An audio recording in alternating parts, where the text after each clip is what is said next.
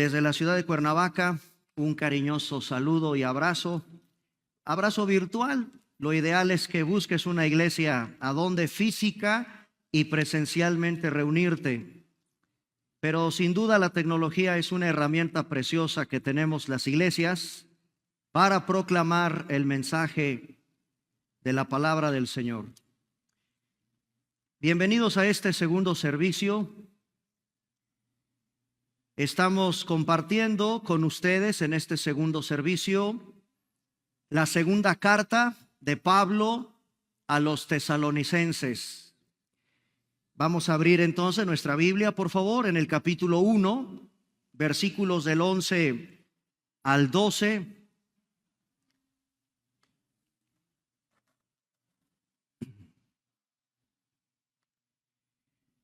En esta tarde vamos a aprender la oración por bondad y poder.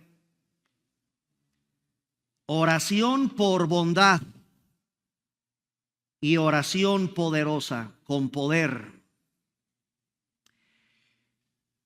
Segunda carta de Pablo a Tesalonicenses, capítulo 1, del 11 al 12.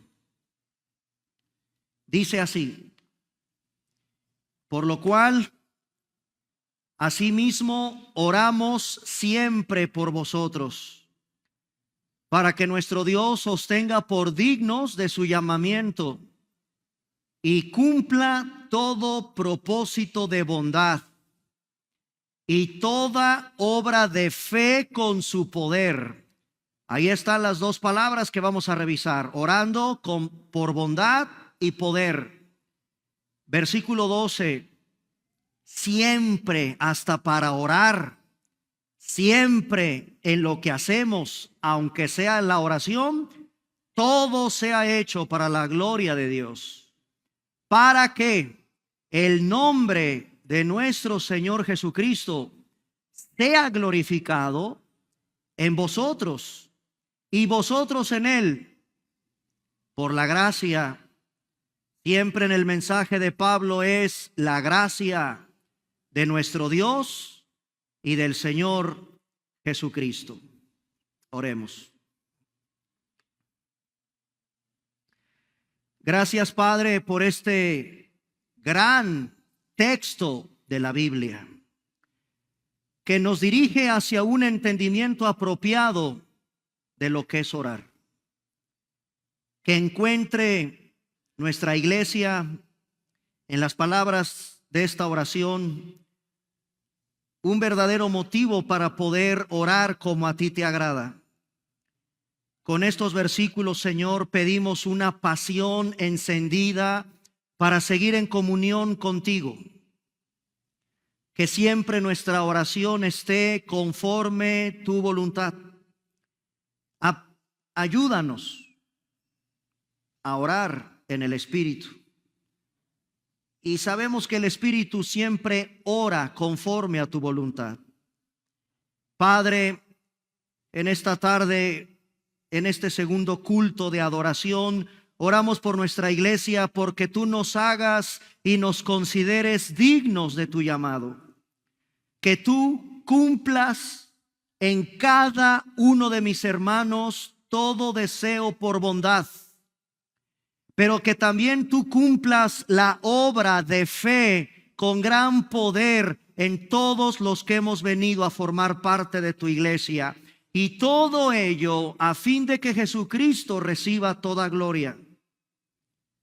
Pedimos esto no porque lo merecemos, sino porque tú eres un Dios de gracia y queremos honrarte a ti. En el nombre de Jesús. Amén. Muy bien, hermanos, vamos a, en verdad, adentrarnos a estos versículos. Pablo nos muestra en un sentido práctico cómo es el contenido de una oración. Y lo primero que ya revisamos, cuando Pablo dice oro a Dios, por supuesto, para que ustedes, la iglesia, sean tenidos por dignos de su llamado. Lo voy a parafrasear para que lo entendamos. Oro, Señor, para que nuestra iglesia sea digna de llevar tu nombre. No queremos, podríamos decirlo de otra manera, no queremos, Señor, que nosotros seamos una vergüenza para tu nombre y una vergüenza para tu iglesia.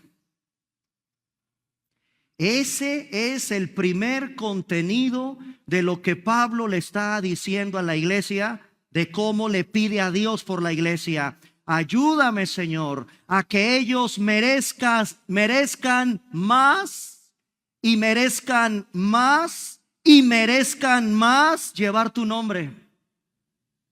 El nombre de cristianos, el nombre de ser hijos de Dios. Pablo le está diciendo al Señor: yo no quiero que la iglesia de Tesalónica sea una vergüenza para tu nombre. No quiero que nuestra iglesia sea una vergüenza para nosotros mismos como iglesia. Quiero que mi congregación sea más digna de llevar el nombre de Cristo. Que nuestra iglesia no traiga menosprecio al nombre de Cristo. No quiero, dice Pablo, y por supuesto es el deseo de todo pastor, que mi congregación traiga deshonra a tu nombre.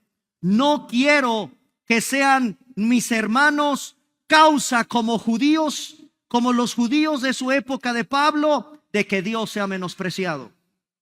No quiero que mi iglesia, como los judíos de la época de Pablo, traigan menosprecio a tu nombre. Todas estas ideas, hermanos, es lo que encierra: oro para que nuestro Dios os tenga por dignos de su llamamiento. Hasta ahí. Aprendamos a orar de esa manera. Que yo, Señor, cada día sea más digno, indigno. Lo vimos hace una semana. Digno, indigno de llevar tu nombre y de ser de testimonio a tu nombre. Y el tema de esta tarde, oración por bondad. Quiero que noten cómo ahora Pablo dice, capítulo 1, versículo 11, y cumpla. Quiero que el Señor cumpla todo propósito de bondad.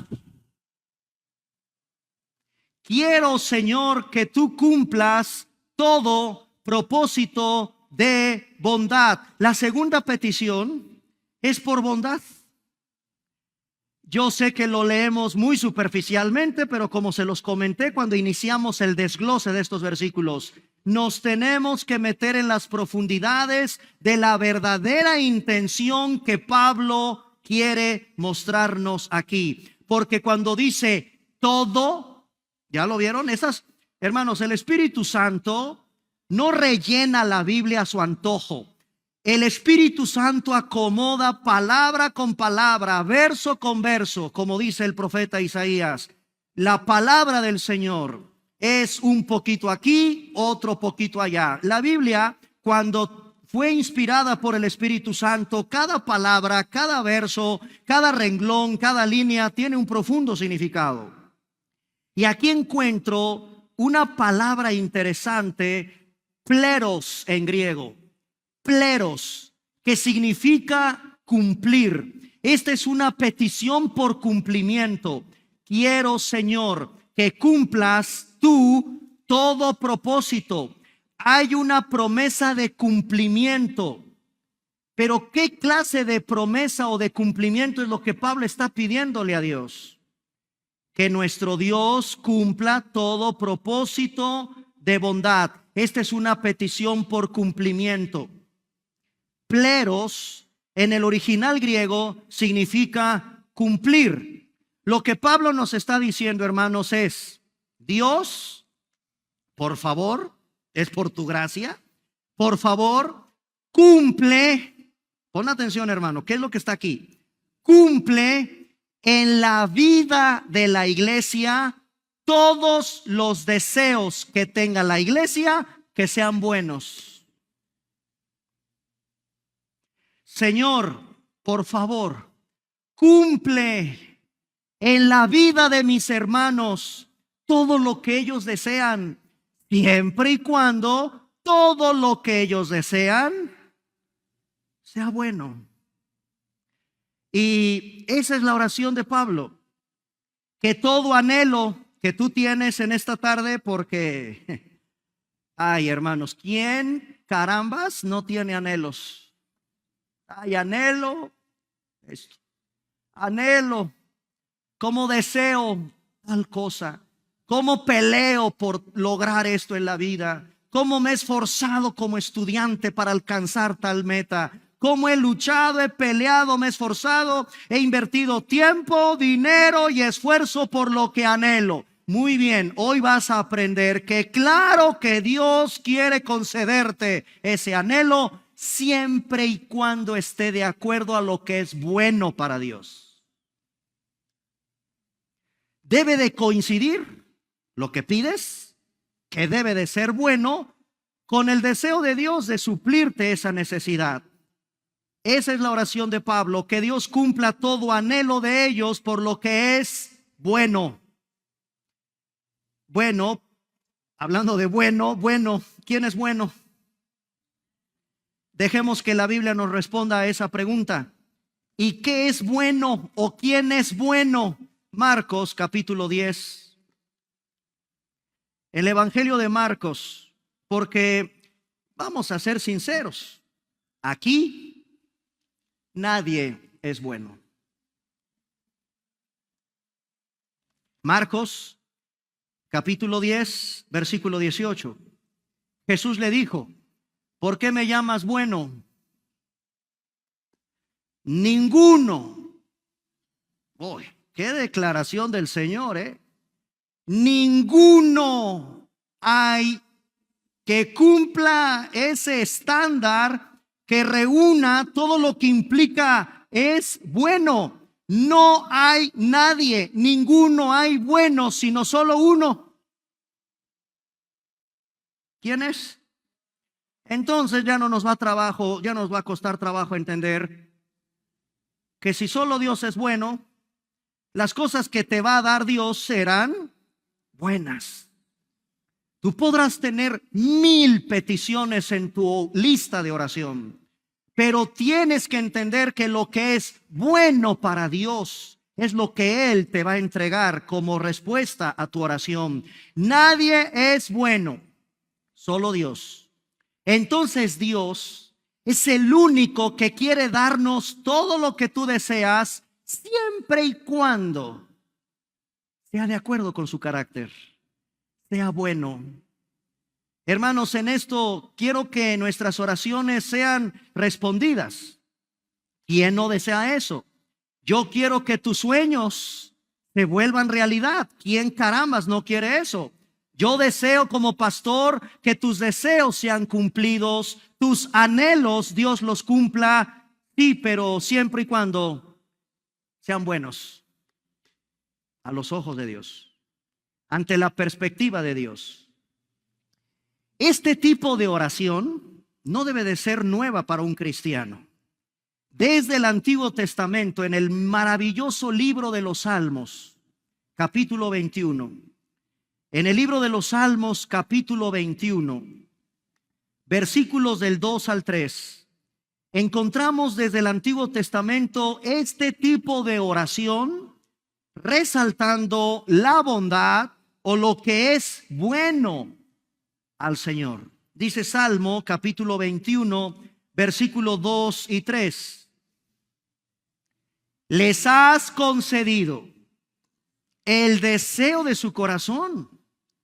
Vean cómo la Biblia revela que Dios, claro que concede los deseos de tu corazón. Versículo 2. No le negaste la petición de sus labios. Versículo 3, ahí está la clave. ¿Quiénes son las personas que entienden que ya el Señor concedió el deseo de mi corazón? ¿Quiénes son las personas que se atreven a decir: el Señor no me negó ninguna petición que le hice a través de mis labios? Los del versículo 3. Porque a esas personas, Dios les ha salido al encuentro con bendiciones de bien. Corona de oro fino has puesto sobre su cabeza. Es porque Dios les ha salido al encuentro con esas bendiciones de bien, porque lo que piden de acuerdo a ellas coincide con lo que Dios también anhela. Esta es la clave. Le diste lo que quiso, le diste lo que pidieron, porque era bueno. Porque tú viste, Señor, que era bueno lo que pedían. Otro salmo que te va a ayudar a entender este tipo de oración se encuentra en el capítulo 37 de los Salmos. Salmo 37, versículo 4. Y ahí está otra clave. Este versículo no lo sabemos de memoria, la mayoría de los cristianos. ¿Acaso Dios le va a dar a todos según el corazón lo que desea tu corazón? Bueno, vean el Salmo capítulo 37, verso 4. Deleítate a sí mismo en Jehová, y Él te concede y miren que si algo tenemos podrido es el corazón. Sin embargo, la clave está en que Dios concede las peticiones de tu corazón porque previamente te has deleitado en Él. Sabes lo que es bueno pedirle al Señor porque coincide con su carácter, coincide con lo que es bueno. Deleítate entonces en el Señor y Él te concederá las peticiones de tu corazón. ¿Acaso Dios le va a dar a todos los que pidan de acuerdo a su corazón lo que su corazón desea? Sí, siempre y cuando tú te estés deleitando, haciendo su voluntad y lo que a Él le agrada, lo que es bueno. Si usted se está deleitando en el Señor, mi hermano, entonces sus deseos, créemelo, serán concedidos. Porque Él es primero, lo pones primero en tu vida, le das el honor que Dios merece en tu vida y entonces Él concederá todas las peticiones de tu corazón. Cuando oras, el Señor dará aquello por lo cual tú estás orando. Cuando tú te deleitas, repito, en el Señor, es un anhelo de hacer las cosas que a Él le agradan. Él va a cumplir ese anhelo. Salmo 138, versículo 8. Salmo capítulo 138, versículo 8. Precioso pasaje también de la Escritura, a donde el Señor va a cumplir lo que tiene que ver contigo. Todo lo que tiene que ver contigo, el Señor lo cumplirá. O sea, vean el atrevimiento del salmista, por favor. Quiero llamar la atención, porque ¿cómo es que el salmista es atrevido? El salmista está atreviéndose a decir, Dios me da todo lo que yo quiero. Dios me da todo lo que yo quiero. Salmo 138, 8. El Señor cumplirá su propósito en mí. Tu misericordia, oh Jehová, es para siempre. No desampares la obra de tus manos. Porque es que el salmista es de alguna manera consciente de que el Señor cumplirá mi propósito, su propósito en mí. Bueno, porque Él ya sabe lo que Dios quiere. Una persona que ora de esa manera es porque tú ya sabes lo que Dios quiere para ti y no estás dudando. Dios cumplirá su propósito en mí, porque sé lo que a Él le agrada, porque sé lo que a Él le molesta, porque sé que Él es honrado en mi vida. Tenemos un mal concepto de Dios, definitivamente. La mayoría de las personas creen que Dios no quiere que seas feliz.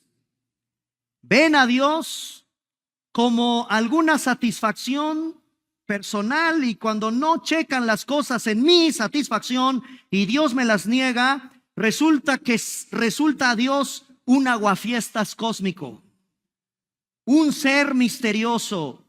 ¿Acaso Dios quiere dejar a la gente con una miseria permanente para recordarle a la humanidad que Él es muy estricto, que Dios es muy demandante?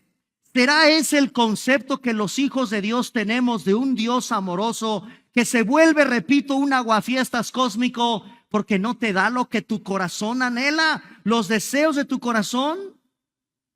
No, hermanos.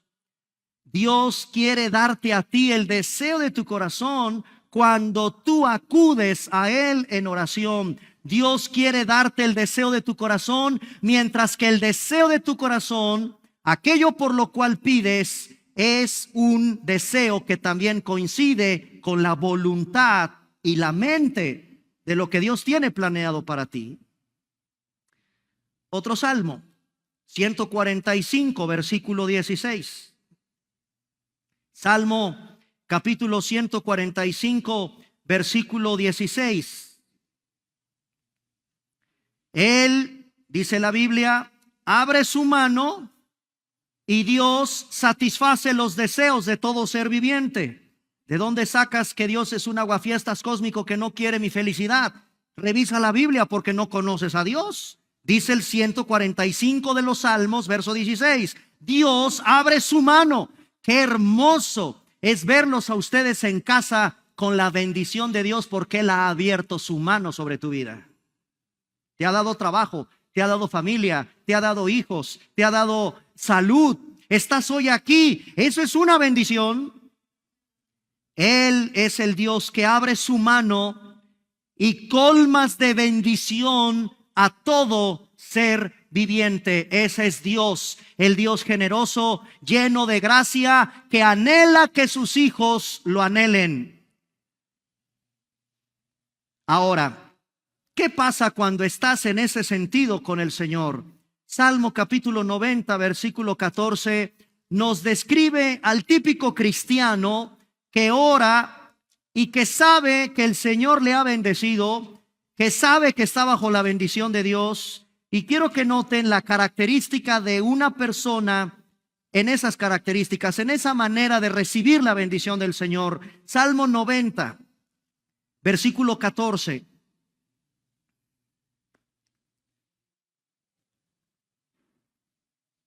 Cuando te doy lo que me pides, voy a cantar una canción. Vean el Salmo 90, 14. De mañana, sácianos. En otras palabras, en esta tarde, ¿verdad? Ya es tarde, pero hoy, Señor, que recibimos de tu gracia, de tu misericordia, cuando dice la Biblia, de mañana tú nos sacias de tu misericordia, cantaremos y nos alegraremos todos nuestros días. Todos nuestros días. Eso es lo que caracteriza a una persona cuando entiende que el Señor te ha saciado, te ha dado, ha derramado sobre ti de su bondad, de su misericordia. Y es obvio, hermanos, que es una actitud de gozo y de alegría. Cantaremos y nos alegraremos todos nuestros días. Cuando alguien está tristón, apagadón, revisa cómo estás orando. ¿Por qué estás orando? Las verdaderas motivaciones por las cuales estás orando. Oras porque lo que pides es bueno ante los ojos de Dios. Eres una persona que ha aprendido a deleitarse primero en el Señor y después Él concede las peticiones de tu corazón. Entonces créemelo, todos los días amanecerás cantando y alegre todos nuestros días, porque estás orando conforme a su propósito.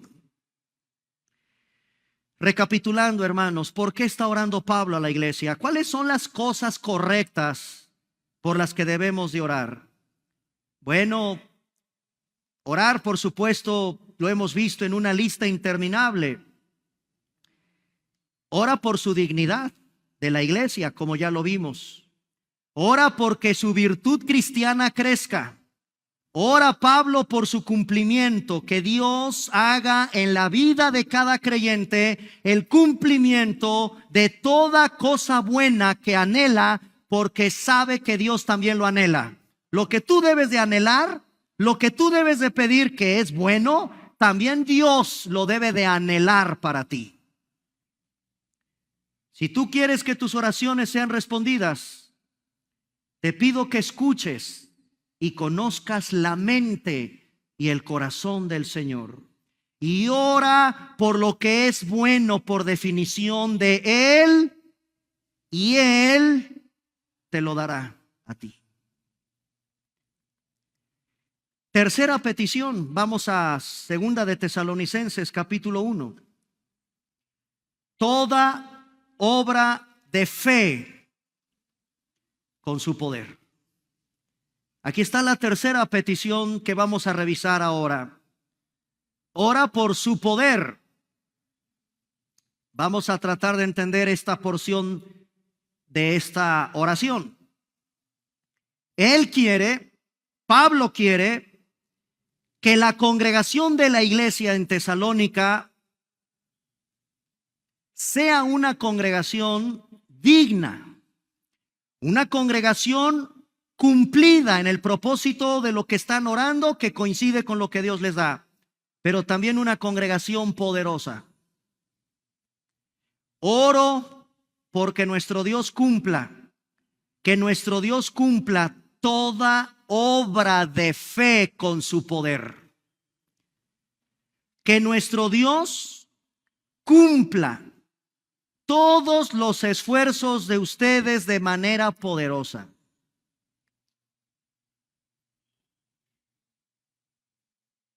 La fe sin obras es muerta.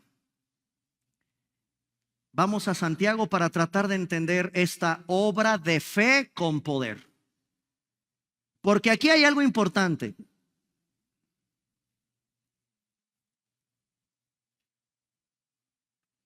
No existe algo como una fe que no funciona.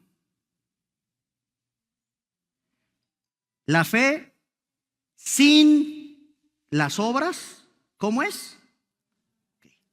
Vamos a Santiago capítulo 2, versículo 17. Esto está en la Biblia. Así también dice Santiago capítulo 2, verso 17 y 18.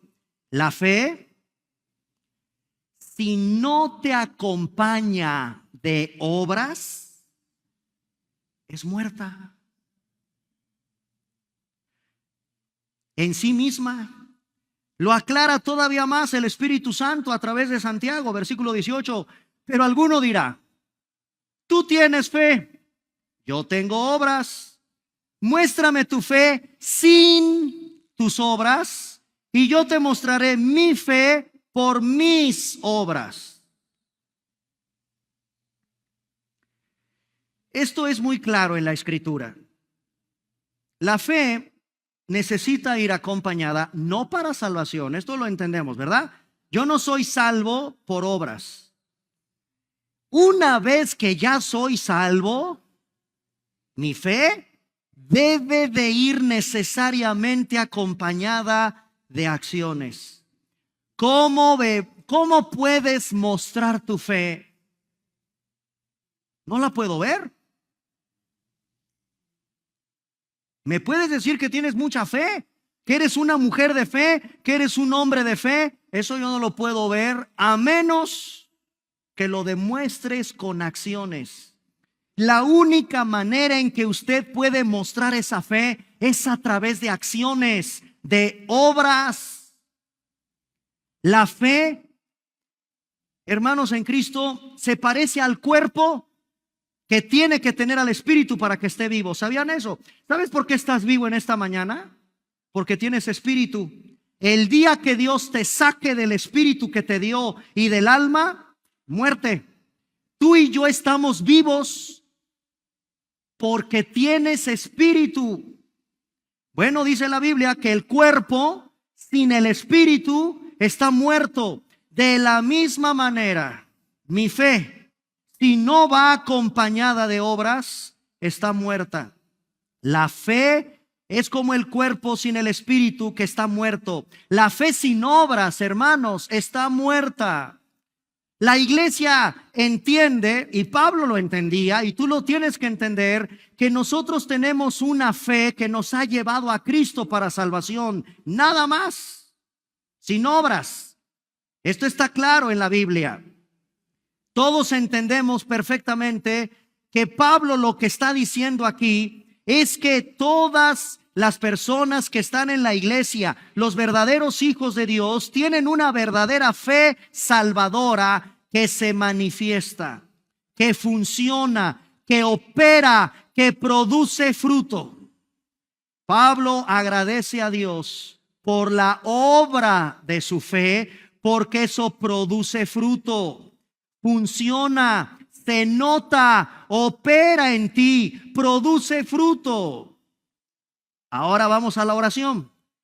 Pablo está pidiendo a Dios que haga que esa obra de fe sea más poderosa, no mínima. Pablo se va al máximo, a lo más grande. Él entendió que la salvación es por gracia mediante la fe únicamente, pero también entendía que la salvación por gracia mediante la fe únicamente, un verdadero cristiano, un verdadero hijo de Dios, debe producir obras.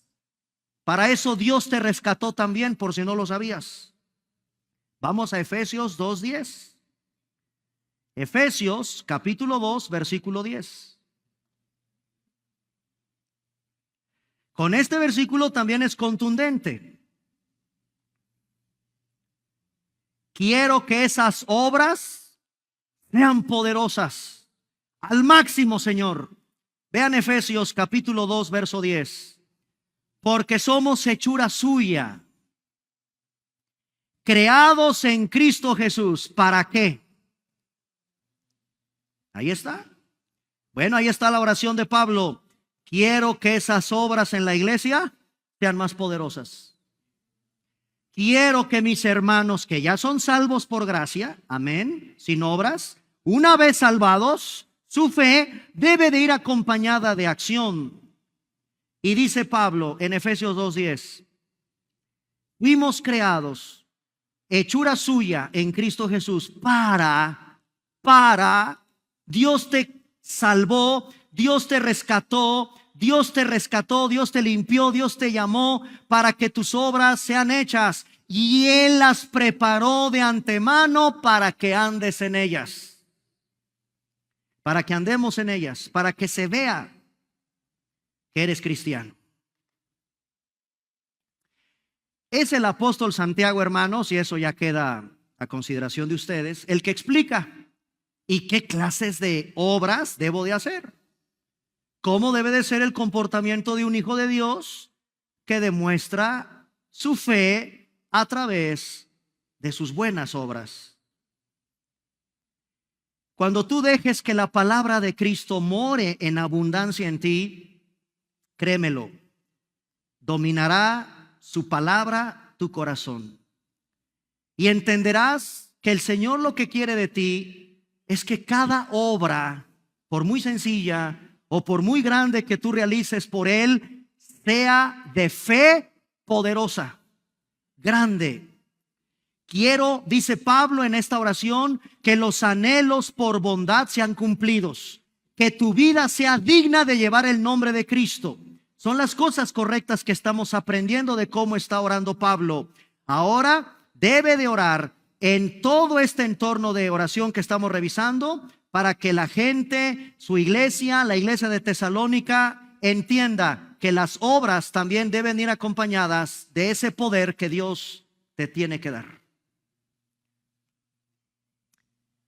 Estas son las cosas correctas por las cuales debes de orar. Y eso es lo que debes de orar por tu esposa, por tu esposo, por tus hijos, por tus amigos, por la gente que tú amas.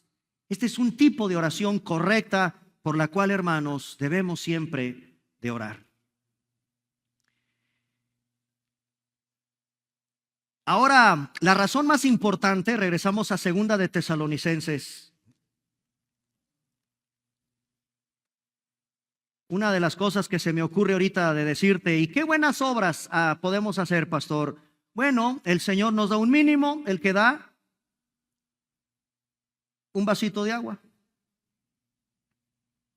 Por causa a uno de mis hijos, a uno de los que creen en mí, te aseguro que ya tendrá su recompensa. Hermanos, en verdad el corazón es generoso de un hijo de Dios que va acompañado su vida de fe con buenas obras. La generosidad.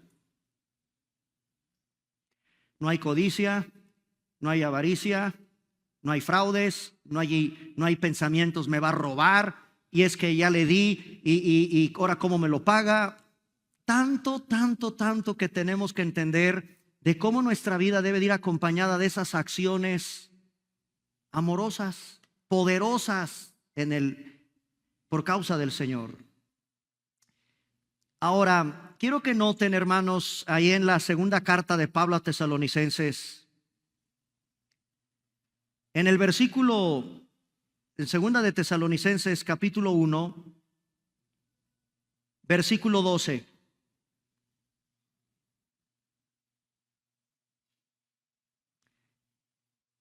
La razón es muy importante aquí. Para que el nombre de nuestro Señor Jesucristo sea, ¿qué cosa? Aquí está la razón. El propósito no es para ti. El propósito de orar, como lo estamos aprendiendo en esta porción de la Biblia, no es para ti. El propósito es para que el Señor reciba gloria, sea glorificado. Aquí está el propósito más alto, aquí está el motivo más alto, aquí está la razón más grande. Ustedes deben volverse en oración en el nombre de nuestro Señor Jesucristo, orando porque los tenga dignos de su llamado, que cumpla todo propósito en ti, que toda obra que el Señor haga en ti, te vayas al máximo, con poder. Todo eso traerá gloria a Él, no a ti. Todo se ha hecho para su gloria. Esta es la razón y el propósito por el cual Pablo nos está describiendo cómo es su tipo de oración por la iglesia. Es la razón más grande, que el Señor sea glorificado, porque a Él es la gloria. También aquí, como en 2 de Corintios, acompáñenme a 2 de Corintios capítulo 8, versículo 23. Segunda carta de Pablo a los Corintios capítulo 8, versículo 23. Creo que es de los versículos que nos muestran, que nos sirven, que todos nosotros, los cristianos, somos para la gloria de Cristo. ¿Se entiende eso? ¿Qué versículo tan tremendo? Segunda de Corintios 8:23. Porque tu hermano que está a tu derecha, el hermano que tienes a la izquierda, atrás y adelante, todos nosotros, ¿ya vieron qué dice Pablo en 2 de Corintios 8:23? En cuanto a Tito, y ahí ponle el nombre de tu hermano de la iglesia, pon el nombre de tu esposa que está en Cristo, tu amigo que está en Cristo, es mi compañero, es mi colaborador para con ustedes. Y en cuanto a nuestros hermanos, y ahí va toda la iglesia, somos mensajeros de las iglesias. ¿Y qué cosa somos? Wow. Los hermanos que forman parte de tu iglesia local, si están en Cristo, por eso me atrevo a decir hermanos, porque si no, no son hermanos. Tu verdadero hermano en Cristo, aquellos que son nuestros hermanos, son una gloria para Cristo. Tu vida debe de darle honor a Cristo. Es tu meta en esta tarde, una vez que hemos revisado estos aspectos de la oración, es un honor para ti llevar el nombre de Cristo. Esto es lo más hermoso que tenemos en la Biblia, que somos gloria de Cristo. El autor William Barclay lo expresó de esta manera para que lo entendamos. Escuchen. La gloria de un maestro se encuentra en los eruditos que él produce. ¿Cuál es la gloria de un catedrático?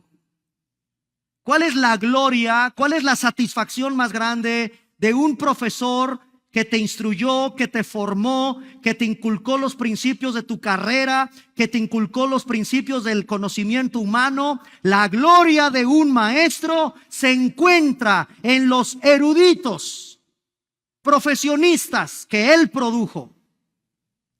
La gloria de un padre, papás que me escuchan, la gloria de un padre se encuentra en el hijo que engendraste. La gloria de un maestro se encuentra en el discípulo que formaste. Ahora te pregunto, ¿y cuál será la gloria de Cristo? ¿Cuál será la gloria? Es lo mismo con Cristo. Su gloria se encuentra en aquellos que Él escogió, lavó y limpió. ¿Puede haber un privilegio más grande en esta tierra? ¿Puede haber alguna responsabilidad más grande que esa? Que tú y yo somos la gloria de Cristo en este mundo. Él nos glorifica porque tú lo glorificas. Y estaremos en una gloria completa cuando Él nos lleve a casa en el estado eterno, en su presencia. Él nos levantará y nos glorificará por completo, destruyendo todo este cuerpo de muerte en el que tú y yo estamos actualmente. Todo increíble. Así como yo le entrego la gloria al Señor, Él, la gloria de Él, somos nosotros. ¿Puede haber, te pregunto una vez más, algún privilegio más grande para alguien cristiano en este mundo? ¿Puede alguien entender tan solo la enorme responsabilidad que pesa sobre ti cada que te dices cristiano allá afuera? Y finalmente Pablo termina, como es muy característica de su teología, con la gracia. Para que el nombre de nuestro Señor Jesucristo, claro, sea glorificado en nosotros. Y ahí está, y vosotros en Él. Claro, la iglesia es la gloria de Cristo también, ya lo vimos. Pero termina el versículo 12. Por la gracia, o sea, todo esto es conforme a la gracia de nuestro Dios y del Señor Jesucristo. Esa es la razón por la cual estoy orando, dice Pablo. Porque tú, Señor, eres el único que puede hacerlo. Y tú tienes que hacerlo por gracia. Porque estas personas, mis hermanos de Tesalónica, no lo merecen. No. Perdónenme, pero en Vida Nueva tampoco mereces ser digno de su llamado. Tampoco mereces que Dios cumpla todo propósito de bondad en ti. Y tampoco mereces que tus obras sean actuadas en fe y con poder. Todo es por gracia, por ese favor inmerecido. Tú, Señor, lo haces a personas que no lo merecen.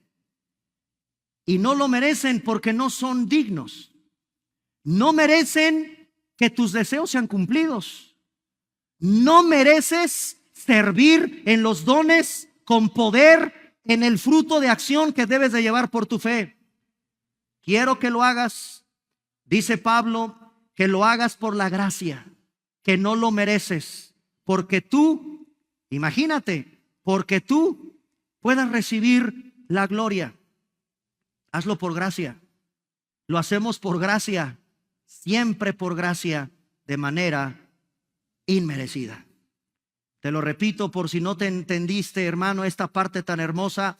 Tú y yo somos indignos. No merecemos ser hallados dignos. ¿O sí? Que Él te haya llamado desde la eternidad pasada. Y luego, que en verdad cumpla el Señor todo propósito de bondad en ti. ¿Lo mereces? ¿Mereces que el Señor cumpla los deseos de tu corazón? Cuando tú pues entiendes que lo que pides es conforme lo que Él quiere. No. Y tampoco, hermanos, toda obra, nuestras obras, nuestras acciones, ¿de veras lo merecemos? No, no lo merecemos. Todo es por la gracia. Por la gracia, como termina Pablo en esta porción de nuestro Señor Jesucristo. Por eso estamos aquí. Y por eso Él lo concede. Con esto terminamos este panorama de esta porción de la carta. A partir del capítulo 2, entramos a una de las ramas de la teología más complicadas que hay: escatología. Esta carta aborda el tema de la parousia en griego. ¿Y qué es eso? La manifestación o la segunda venida de Jesucristo en este mundo. Esto nos llevará a revisar bíblicamente, porque ustedes saben, ¿y por qué digo que es de las ramas más complicadas que hay? Dios, y esa es mi opinión,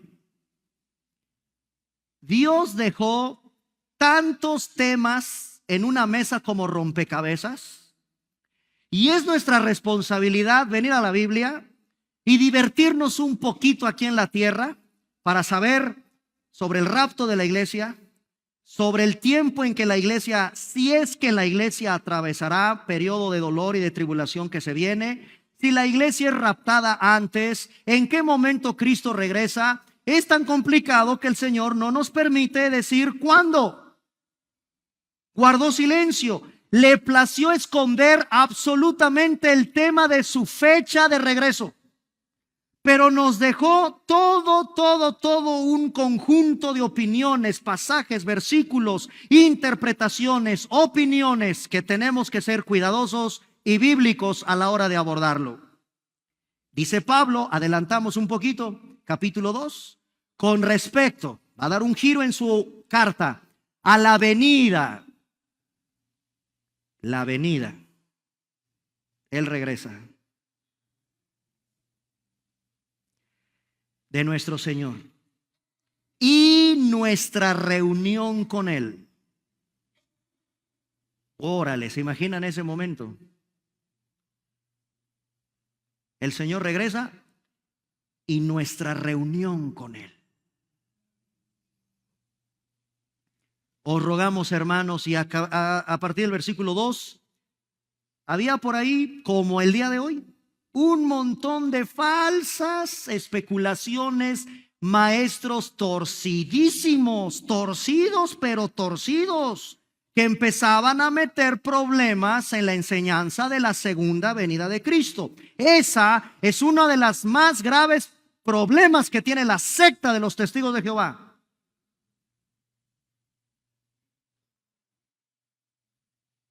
No se dejen mover. Fíjense, ni por espíritu, ni por palabra, ni por carta, como si fuera mía, en el sentido de que el día del Señor está cerca. Qué increíble es la Biblia. Ya nos había adelantado desde la época de Pablo el zafarrancho de sectas que se iban a levantar tocante a todo el morboso tema de la segunda venida de Jesucristo. Lo vamos a revisar.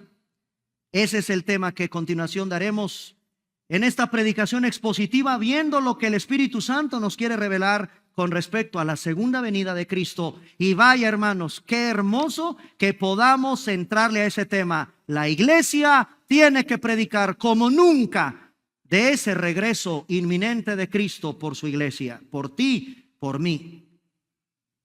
Eso vendrá pronto y el Señor no tardará. Y si no viene, pues es lo único que nos queda a los predicadores decir. Y si no viene en un mes, y si no viene en 50 años, vendrá el día en que te llame a casa. ¿Y qué cuentas vas a entregar? Oremos. Pongámonos de pie, por favor.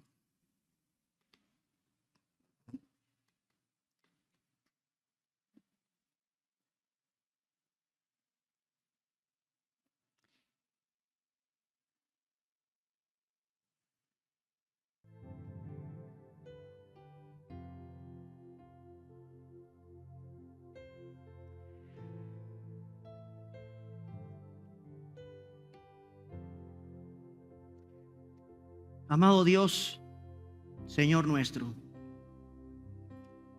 con tu palabra en nuestras manos, enséñanos a orar,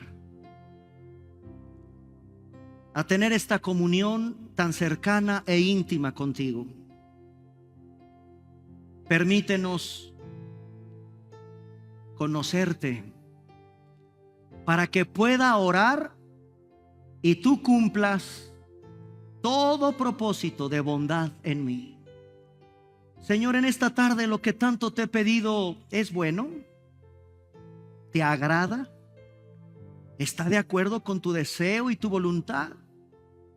Solo tú eres bueno y por lo tanto solo tú puedes determinar lo que es bueno.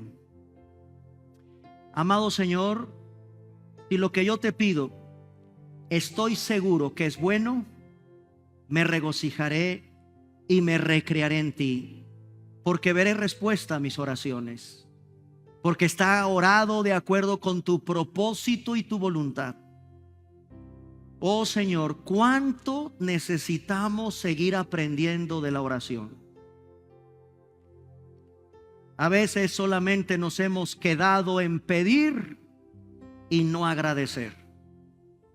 A veces nuestras oraciones se han quedado en el plano pobre de pedir por cosas materiales. Y quizás nunca había reflexionado en que me hagas una persona digna de tu llamado. Que a donde quiera que vaya, Señor, no sea un tropiezo para tu nombre. Dame, oh Dios, la capacidad de con mi vida honrarte, agradecerte. Hazme una persona humilde, en pureza, en contentamiento.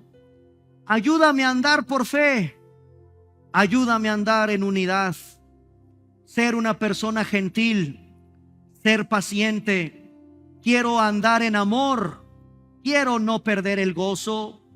Dame la gratitud en mis labios. Quiero ser luz en medio de tinieblas. Déjame conocerte más en tu palabra. Dame la sabiduría que necesito todos los días en mi vida. Ayúdame a siempre andar en tu verdad.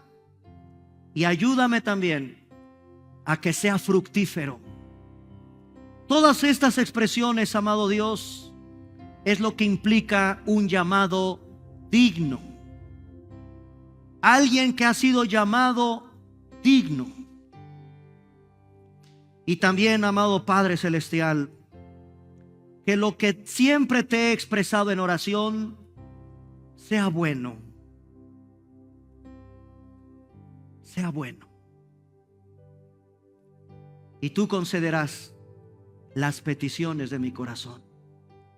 Porque sabes que te estoy pidiendo por algo bueno, que te traerá gloria y honra a tu nombre.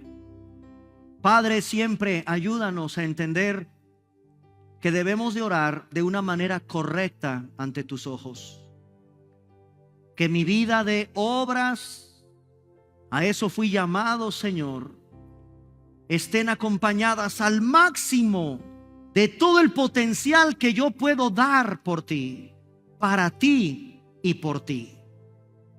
Que mi vida, como dice Santiago, vaya acompañada mi fe de esas buenas obras. Que cuando vea a un necesitado, no cierre mi corazón. Que cuando vea la necesidad, sea movido a ayudar al necesitado, etc. Tanto, Señor, tanto hay que seguir aprendiendo. Desde aquel pequeño vaso de agua en que me permitas servir. Desde ahí, en la fidelidad de aquellos que tienen recompensa por haber entendido que desde lo mínimo tú recompensarás. Por un vaso de agua que den a causa de unos de mis pequeños que creen en mí. Padre, cierra nuestra vida, nuestro corazón a la codicia, a la avaricia, a la envidia, a todas aquellas cosas que no me hacen dignos de tu llamado. Elimínalas, oh Dios, de mi corazón. Que nuestra iglesia sea una iglesia digna de tu llamado. Que cumplas todo propósito de bondad en mis hermanos y que toda obra de fe vaya acompañada al máximo de ese poder que da tu Espíritu Santo en aquellos que su fe van acompañada de buenas obras, para las que nos creaste, para las que nos salvaste, para que anduviésemos en ellas. Gracias esta tarde por tu bendita palabra, en el nombre precioso de Jesús. Amén.